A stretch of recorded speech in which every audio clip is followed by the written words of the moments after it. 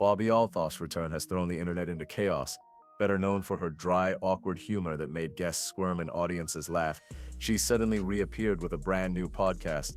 And her very first guest, the same superstar who first rocketed her into fame. The timing feels almost too precise, almost staged. So the question is Bobbi really making the comeback of the year, or is she just playing a role in someone else's PR machine? Behind the viral clips and sarcastic one-liners lies a stranger story, one that took Bobbi from being a TikTok mom to podcasting's most unlikely sensation. She sat in Drake's bed, endured accusations of being an industry plant, and faced brutal criticism for allegedly chasing clout over her family. Then, just as fast as she rose, she disappeared. Only now she's back, and with the same man who both made her career and nearly destroyed it. Today we'll break down the rise, the fall, and the shocking return of Bobbi Althoff, and uncover why her comeback might not be as simple as it looks. Like and subscribe to Stars and Hypes for more, and let's continue. A quick recap of how all of it started. Before the celebrity interviews and headlines, Bobbi Althoff was just another TikToker posting awkward parenting skits. Her dry, deadpan delivery stood out, and by 2023 she had pulled in over 3.6 million followers. But TikTok fame wasn't enough. Bobbi noticed her biggest hits came from collaborations, and that gave her an idea: why not turn that same awkward energy into a podcast? A place where she could flip the script on her guests and make them just as uncomfortable as her viewers were entertained. That's how the Really Good podcast was born, a show that would soon change her life forever. When Bobbi Althoff launched the Really Good podcast, nobody expected much. At first glance, it looked like just another influencer trying to extend her 15 minutes. But Bobbi had a weapon most creators didn't: her awkward, standoffish style. Instead of flattering her guests, she made them squirm with blunt, almost dismissive questions. And viewers loved it. The formula worked. Big names started sitting across from her, and the internet couldn't believe how quickly she landed such high-profile interviews. The podcast wasn't polished, it wasn't conventional. But that was the point. Bobbi made silence uncomfortable, turned awkwardness into a punchline, and her clips spread everywhere. But as her guest list grew more impressive, so did the whispers. Was this rise really organic, or was there someone pulling strings behind the scenes? Everything changed the moment Drake showed up. Out of nowhere, Bobbi Althoff landed one of the most elusive artists in the world, sitting down with him for an interview that felt less like a podcast and more like performance art. She asked him if he'd ever heard his own music, pressed him with blunt one-liners, and stayed completely unfazed by his status. Clips of their back and forth flooded social media, making Bobbi a household name almost overnight. But what should have been the peak of her career quickly twisted into something darker. Drake teased her for missing her daughter's first birthday to record the podcast, and the internet pounced. Suddenly, Bobbi wasn't just the awkward new host with celebrity connections. She was painted as a clout chaser willing to abandon her family for fame. The backlash only grew when her husband filed for divorce, fueling speculation about what really happened behind the scenes of her Drake interview. Rumors swirled, critics circled, and the same moment that gave Bobbi her biggest spotlight also sparked the beginning of her downfall. After the Drake moment, Bobbi Althoff should have had momentum on her side. Instead, the tide started turning. Viewers who once found her awkwardness refreshing began calling her boring, accusing her of running the same joke into the ground. The novelty was wearing off, and the backlash was only getting louder. Celebrities added fuel to the fire. Offset dismissed her as plain chicken with no seasoning, a brutal metaphor that went viral on its own.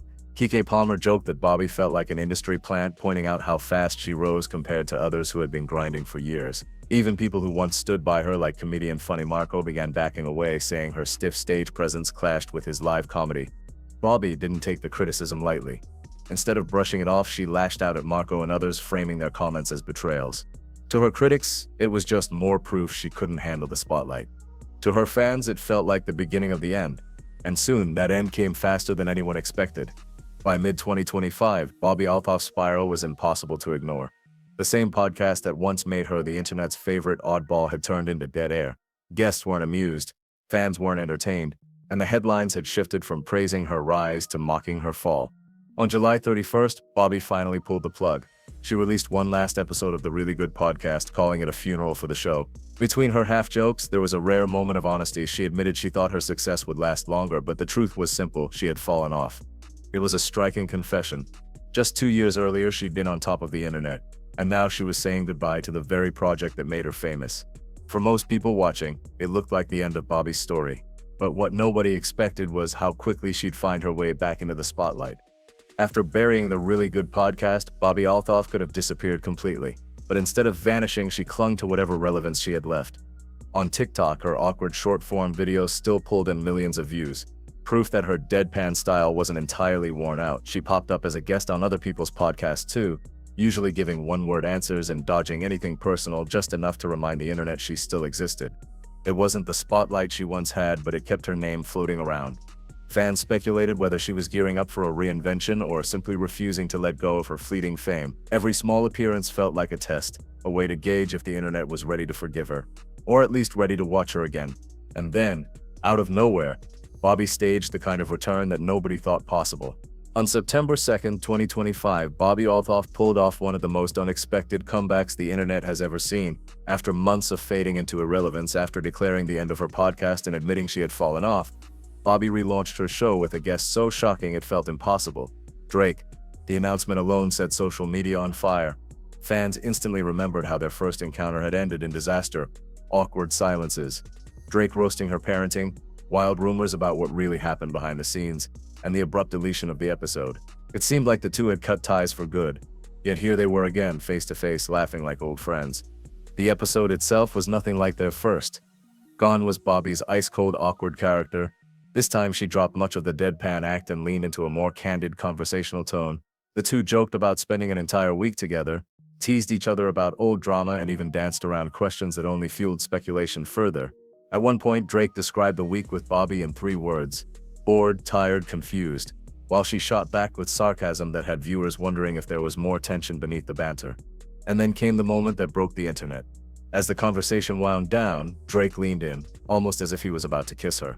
Bobbi laughed it off, pulling away, but the clip went viral instantly. Screenshots, slowed-down replays, and endless Twitter threads dissected the near-kiss frame by frame. Was it staged for attention? Was it proof of a deeper relationship? Or just another awkward Bobbi moment turned meme? The reaction was explosive. Some fans celebrated the reunion, calling it a redemption arc and praising Bobbi for evolving her style. Others weren't buying it, pointing out how conveniently timed the comeback was, right when she seemed to be fading away completely. Critics slammed it as blatant PR, arguing that Drake was using Bobbi as a safe outlet to control his image while giving her the boost she desperately needed. Within days, the episode had racked up millions of views, catapulting Bobbi back into relevance almost overnight. But with the spotlight came an even bigger question. Was this really a comeback, or was Bobbi Althoff nothing more than a carefully managed industry plant playing a role in a larger game? The reunion between Bobbi Althoff and Drake didn't just grab attention, it reignited the most controversial label attached to her from the very beginning: industry plant. For many, the timing was far too convenient to be chalked up to chance. Bobbi's podcast had flatlined, her reputation was in shambles, and suddenly Drake, the very person who both built her up and tore her down, returns to her side and hands her another viral moment. To critics, it felt less like fate and more like a carefully orchestrated stunt. The evidence fueling this theory is hard to ignore. Both Bobbi and Drake have been linked to the same talent agency ever since her very first interview.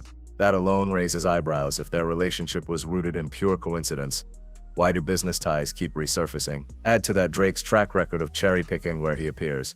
He has consistently avoided traditional hip-hop outlets that might grill him with uncomfortable questions, instead gravitating towards safe spaces where he can stay in control. Look at his friendly relationship with the Nelk Boys, or his willingness to stream with Aiden Ross while completely ghosting Kai Cenat after promising to appear on his show. To skeptics, Bobbi fits perfectly into that same pattern. She's not a journalist, she's not going to challenge him, and she's easy to manage.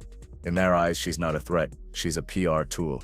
But here's where the theory starts to break down. If Bobbi is truly an industry plant, why does so much of her content feel messy? Her interviews aren't polished, her timing is often clunky, and her conversations with Drake, both then and now, don't carry the slick smoothness you'd expect from a staged media rollout. Instead, they feel unpredictable, awkward, even chaotic. She interrupts him with blunt one-liners, she pulls away from his flirtations, and she rarely plays into the kind of hero worship that most PR teams would prefer. To many fans, that raw, uncomfortable energy is the very reason she blew up in the first place. It doesn't look like a carefully managed operation, it looks like Bobbi just being Bobbi. And then there's the fact that Drake doesn't need her. If he wanted exposure, he could walk into any interview, podcast, or stream on the planet and instantly pull millions of views. The idea that his reputation rests on Bobbi Althoff seems to some completely absurd. Supporters of Bobbi argue that their connection began organically. Drake noticed her clips, followed her, and agreed to a podcast because it was weird and unexpected, not because an agency forced him to. If anything, they say Drake gets something out of Bobbi that he can't get anywhere else. An interview where he's treated like a regular person, not a superstar. That's what makes this debate so fascinating. On one side, you have critics convinced she's a pawn in a larger PR game, handpicked to help Drake maintain his image while boosting her career just enough to stay relevant. On the other, you have those who see Bobbi as lightning in a bottle, an unlikely outsider who stumbled into fame through a mix of awkward timing, viral clips, and sheer persistence. Whichever side you believe, the results are undeniable. Bobbi has managed to claw her way back into relevance. Drake has secured another viral moment without facing tough questions, and the internet has been given a brand new conspiracy to argue about. Whether she's a plant or not, Bobbi Althoff has once again proven that she knows how to keep the world watching. Bobbi Althoff's story reads like a cycle: rise, fall, and resurrection, all playing out in front of millions of people. She went from a TikTok mom making awkward parenting skits to one of the fastest growing podcasters in the world, to being labeled a clout chaser who abandoned her family. She buried her show, admitted her downfall, and looked finished. Yet here she is again, revived by the same man who first catapulted her into the spotlight. But the question remains, how long can this last?